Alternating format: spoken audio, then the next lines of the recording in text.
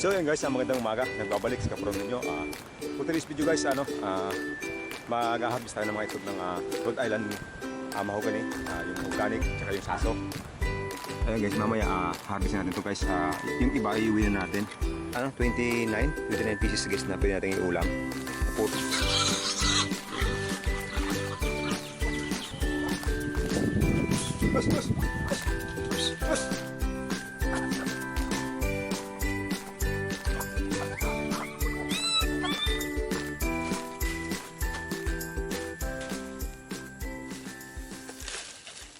So yun guys, magandang umaga. Nagbabalik sa kaprong ninyo.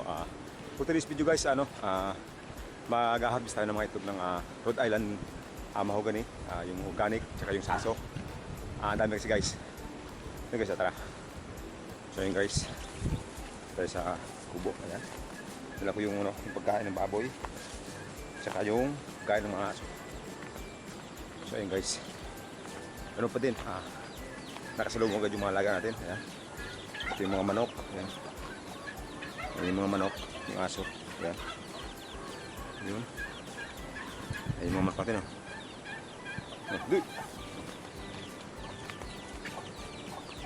So ayun guys. Ito may mga gulay naman guys. Siguro mga bukas pwede nang harvestin yan. Yung pagkain din tayo guys ng baboy. So yung mga alaga natin isda dito. Pero bago yun, tignan mo lang guys yung mga itlog nung organic. Kasi guys, anong nakaraan video natin, yung susundan nitong video, ang dami ng itlog. Ngayon, ang dami na naman guys. Yan o. Ito guys, meron siyang meron siyang yung pabo. Yan, pabo. Pabo yan guys, malaki na mahaba. Ito yung mga itlog ng Rhode Island mahogany saso. Ito yung guys, mga lalaki saso na medyo maputi. Tsaka ito, ayan. Ayan guys, mamaya harvest natin ito guys. Yung iba iuwi na natin. Ayun, yung nga pala guys, meron tayong susunod na mga araw. Baka sabi kasi nung inorderan ko nung magkakaroon tayo guys ng incubator guys. Ayun, may nag-sponsor na ating incubator.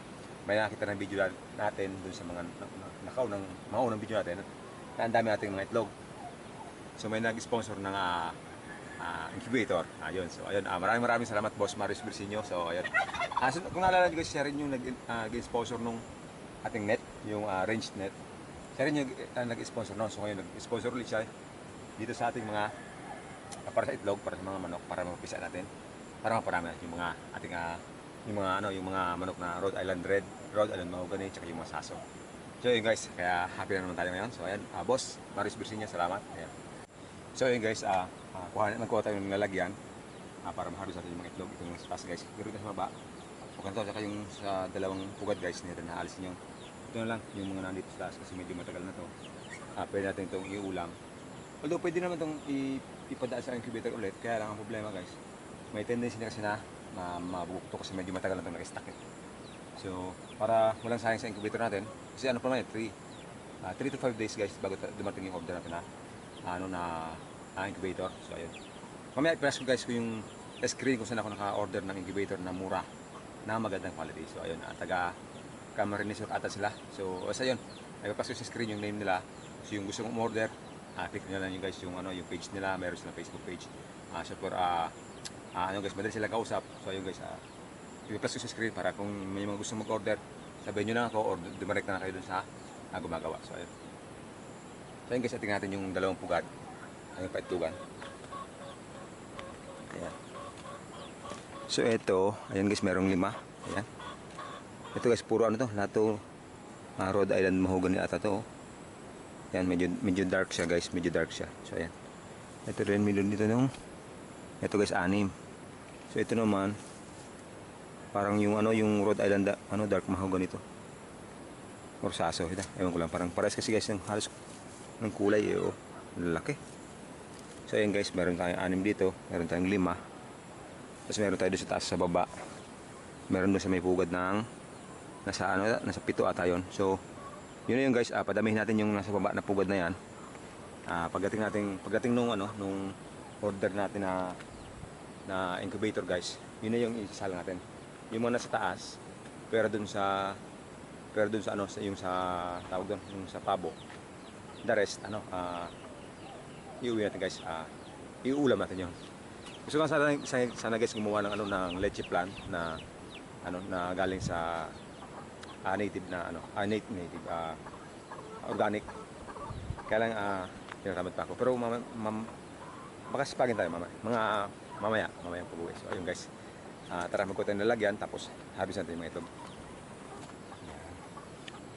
So, dito tayo lagay guys yung lalagyan natin. Hindi naman siya mahulog. Ayan o. So ayan, kuha tayo ng itlog. Ito guys, kailan na to.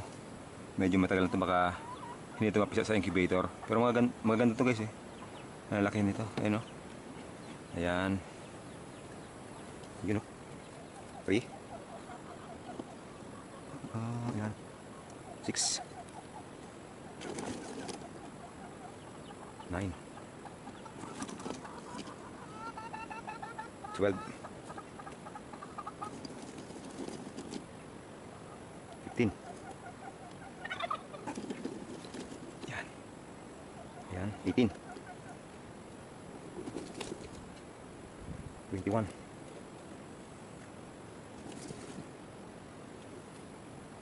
24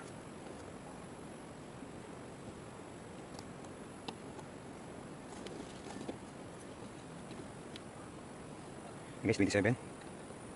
Dami na guys, laki nito. Ayan. 27, 28, 29. Ito guys, the rest guys, puro na to. Puro pabo na to. Itlog ng pabo. Ayan o. Ayan guys, yan, may mga batik na yan guys, lahat na yan. May mga batik, ayan. 1, 2, 3, 4, 5, 6, 7, 8, 9, 10. 10 yung nandito guys, meron pa dito yung isa. Ayan o. So 11 na. 11 na yung itlog ng pabo. So yan guys yung ating mga itlog. Ayan o. Yan. So meron tayong 10 na pabo. So ito guys, 3, 6, 8. 8 guys ng organic tsaka yung saso. Meron tayong 8. Tapos meron tayo doon guys, tig 5 ata yun. 5. Ate 6, 5, 11. So meron tayo dito guys na 19 guys na mga naisasalang sa incubator. So yun guys yung atin yung mga itlog natin na pwedeng salang sa incubator. Ito tsaka yung nandun sa taas. Ito guys, yung dami oh.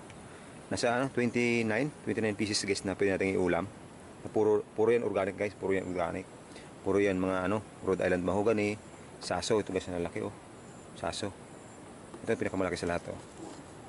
Ayan guys oh. Laki. So ayan guys, yung ating mga itlog na harvest. Ito guys, na-harvest natin. Yan na, iuwi natin yan. It's either magawa tayo mamaya ng leche plan gawa sa organic egg. Pero pag-iisip natin guys, kasi medyo mga trabaho din yun. Tapos wala tayong lanera. Bibili pa tayo sa bayan. So it's either direct na, lagain o prituhin. So bahala na guys, bahala na. So ayun. Ayun, tapos na tayo mag-harvest. Siguro magpakain tayo ng baboy. Kasi guys, yung baboy na yon, yung nilalagay natin dito, pwede nang ibenta yun. Siguro mga inuubos ko lang guys yung feeds na binili ko kay Boss Erwin Ortiz. So ayun, inuubos na natin yon. Pag naubos yun, pwede natin idil. Pwede natin idil yung guys. So ayun, magpakain mo tayo ng mga ating alagang baboy.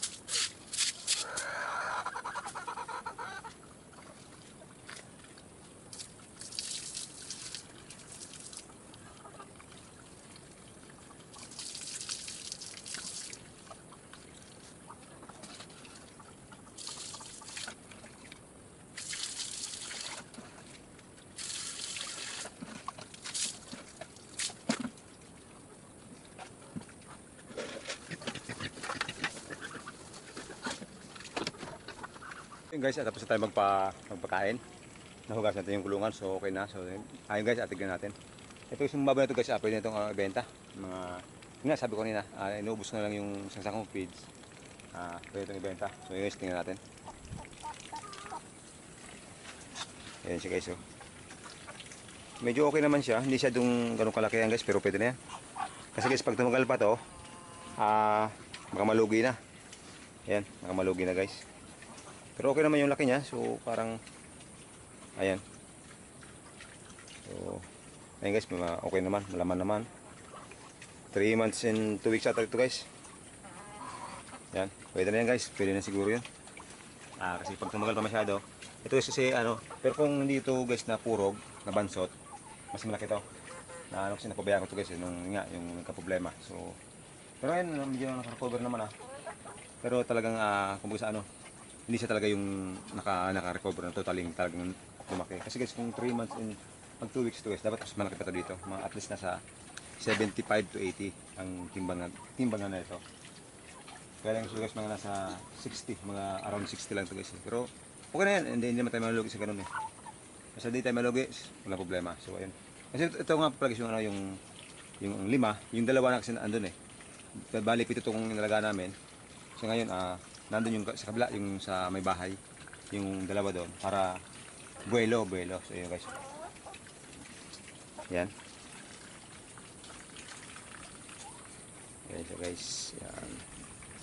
Ito okay naman siya. Magto 2 months to guys. Yan. Sige, mga alaga natin laging nakabalangra dito sa ating babuyan. Ayan. Yan. Ayan, tagagawa ng putik po, pato. So ayun guys, tapos na tayo magpakain. Pakain natin yung yung aso, tsaka yung mga aso, tsaka yung mga manok, tsaka pabo, pato. So ano yung pagkain nila.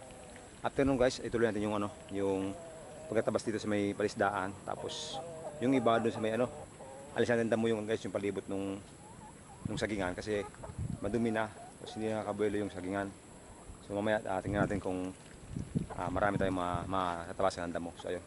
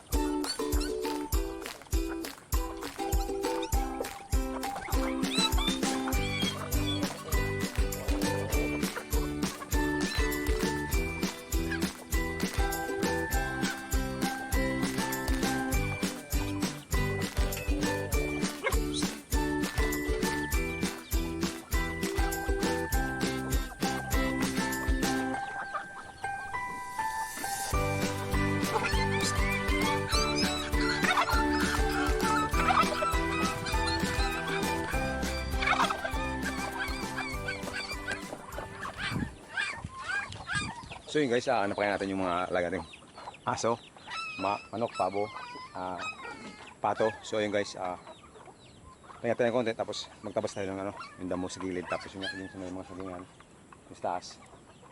Magtabas tayo sa paligid doon kasi hindi nakakabuelo yung yung mga puno ng saging, kaya yung nyog. So yung mga gawin natin guys sa mga susunod na araw. At ngayon, mamaya gawin natin, maglinis tayo mamaya.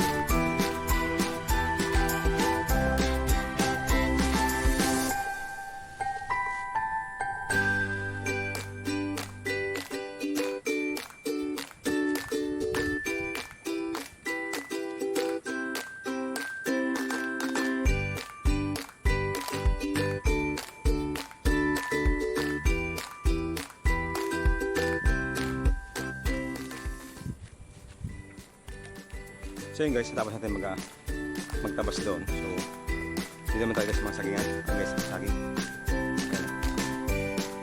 Ayan guys, ang dami ng dumi. Ang dami ng ano. Kaya yun guys, natanggal natin yung mga daon na tawag doon, daon na laya. Tawag sa, basta sa Bicol laya guys. Ayan, nalagay natin yan. Malinis natin yung puno. Ayan guys, dito rin. Hanggang doon, hanggang sa dulo. So yung mga project natin guys, pati doon. Yun doon sa unahan. Maglilinis tayo guys yung mga puno ng saging, nyog. Para naman guys, dulo yung yung mga tawag guys, mga puno natin ng saging. Yung mga nyog. Mabilis tumakbo. So yun guys, nagkaramit dito tayo.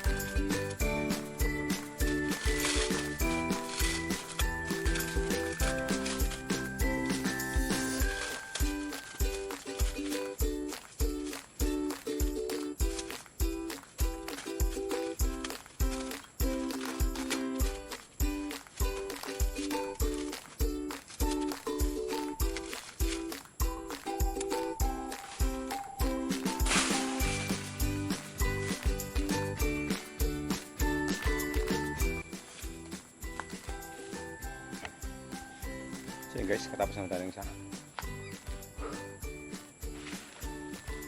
Pagod. So yun guys, pangyamu tayo ng konti. As tirap tayo ng isang puno. Isang ng konti. Or yung sa taas. So yun.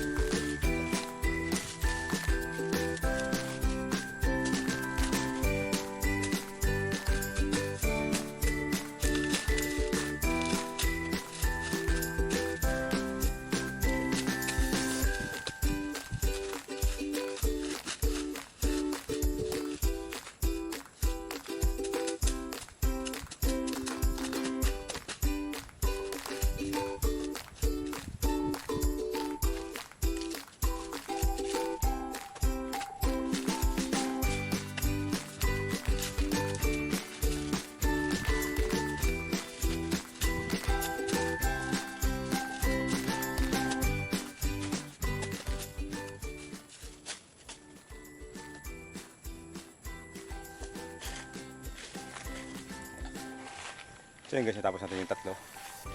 Ayan yun guys, yung iwatan ng katabi lang. Yun. So yun guys, malinis na. Tsaka yun.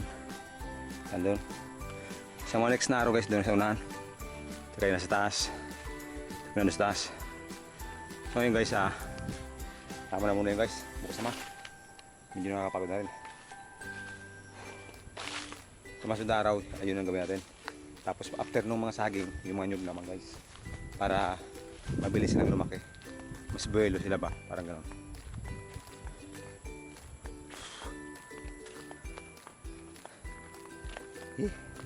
Pagod. So yun nga pala guys, bago matapos yung video natin, gusto ko lang mag-shoutout sa mga taong walang sabang sumusuporta sa mga videos natin sa Promi TV channel. So ayun guys, maraming salamat. Hindi ko man kayo maisa-isa mapasalamatan, pero si Lord ang bahala magbalik sa inyo. So ayun, maraming salamat sa lahat ng support. So ayun. Ayun pala, special shoutout kay Boss Marius Virsinio, nagbigay kahapon ng pambili ng egg incubator para dito sa ating mga na hindi nag-green. Nagbigay siya ng yun nga, ng pambili ng incubator. So ayun, nakita niya yung videos natin nung nakarang araw na meron tayong mga itlog na siguro natuwa. So nagbigay na naman siya ng pambili ng egg incubator. So siya rin guys namin nagbigay nung screen. Ayan, sa likod ko. Siya rin yung nagpadala ng screen sa atin nung nakarang taon nata yun. Basta mga ganon. Siya rin yung nagpadala. So ayun, maraming salamat Boss Marius Virsinio sa pambili ng egg incubator. So sa mga susunod na mga buwan, meron tayong mga bagong mga sisiyo. So ayun.